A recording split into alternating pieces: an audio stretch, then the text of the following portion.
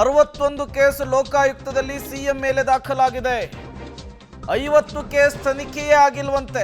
H D. Kumaraswamy ಅವರು ಹೇಳ್ತಾ ಇರುವಂತಹದ್ದು ಸರ್ಕಾರದಲ್ಲಿ ದಾಖಲಾತಿಗಳನ್ನು ತಿದ್ದುವಂತಹ ಕೆಲಸ ಆಗ್ತಾ ಇದೆ. 1 ಲಾರಿಯಷ್ಟು ನನ್ನ ಬಳಿ ದಾಖಲೆಗಳಿದೆ ಅಂತ ಹೇಳಿ ಎಚ್.ಡಿ. ಕುಮಾರಸ್ವಾಮಿ ಅವರು ಹೇಳಿದ್ದಾರೆ.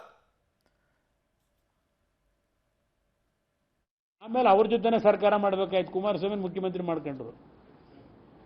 ಇಷ್ಟೆಲ್ಲ ಪಾಪ ನನ್ನ ಮೇಲೆ ಕೇಸ್ ಹಾಕ್ಸಿದವರು ಸಿದ್ದರಾಮಯ್ಯನವರು ಜೈಲಿಗೆ ಕಳಿಸೋಕ್ಕೆ ಕೊನೆಗೆ ಅವರೇ ಮುಖ್ಯಮಂತ್ರಿ ಮಾಡಬೇಕಾಗಿ ಬಂತು. ಆ ಪಕ್ಷದವರು ಮಾಡ್ಕೊಂಡಿದ್ರು. ಇವತ್ತು ನಾನು ಈ ಸರ್ಕಾರಿ ಕೇಳ್ತಾನೆ ಇದೆಯಲ್ಲಪ್ಪ, ಅದು 61 ಕೇಸ್ ಇದೆಯಂತಲ್ಲ ನಿಮ್ಮ ಲೋಕಾಯುಕ್ತದಲ್ಲಿ. 61 ಕೇಸು ನಿಮ್ಮ ಮುಖ್ಯಮಂತ್ರಿಗಳ ಮೇಲೆ ಲೋಕಾಯುಕ್ತದಲ್ಲಿ. ಇನ್ನೂ 50 ತನಿಖೆನೇ ಆಗಿಲ್ವಂತೆ. ತನಿಖೆ ಹಂತಕ್ಕೆ ಬರಲಿಲ್ವಂತಲ್ಲ. 50 ಕೇಸು ಬರೆದವರೇ ಇಲ್ಲಿ. 50 ಕೇಸು, 61 ಕೇಸು. ಸಿದ್ದರಾಮಯ್ಯ ವಿರುದ್ಧ 62ನೇ ಕೇಸ್ ದಾಖಲಾಗಿದೆ ಲೋಕಾಯುಕ್ತದಲ್ಲಿ. ಈಗಾಗಲೇ ಸಿದ್ದರಾಮಯ್ಯ ವಿರುದ್ಧ ಇವೆ 61 ಕೇಸುಗಳು. ಭ್ರಷ್ಟಾಚಾರ, ಕರ್ತವ್ಯ ಲೋಪ ಆರೋಪದಡಿ ದಾಖಲಾಗಿರುವ ಕೇಸುಗಳು ಇವೆಲ್ಲ. ಅದರಲ್ಲಿ ಇನ್ನೂ ಸಹ ತನಿಖೆಯಾಗದೆ ಉಳಿದಿವೆ 50 ಕೇಸುಗಳು. 14, 15, 15, 16 ಎಷ್ಟೆಷ್ಟು ಅಂತ ಎಲ್ಲ ಒಂದು ಪತ್ರಿಕೆಯಲ್ಲಿ ಡೀಟೇಲ್ ಬರೆದವ್ರೆ. ಲೋಕಾಯುಕ್ತ ಸಿದ್ದರಾಮಯ್ಯ ವಿರುದ್ಧ 50 ಪ್ರಕರಣ.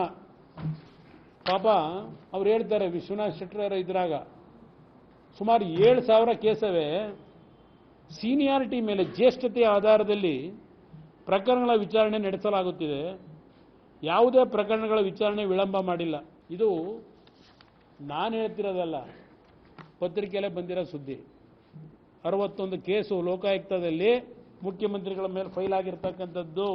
ಇವರು ನಾನದು ತೆರೆದ ಪುಸ್ತಕ, ನಾನು ಬೀಂದುಳದ ನಾಯಕ, 2ನೇ ಬಾರಿ ಮುಖ್ಯಮಂತ್ರಿ ಆಗಿದ್ದನ್ನು ಸಹಿಸಲಾರದೆ, ಹೊಟ್ಟೆ ಉರಿ, ಹೊಟ್ಟೆ ಕಿಚ್ಚು, ಬಿಜೆಪಿ JDSನ ಕುತಂತ್ರದಲ್ಲಿ ನಾನು ಮುಗಿಸಬೇಕು ಅಂತ ಹೇಳಿ, ಸರ್ಕಾರ ತೆಗಿಬೇಕು ಅಂತ ಹೇಳಿ ಎಲ್ಲ ನಡೀತಾ ಇದೆ.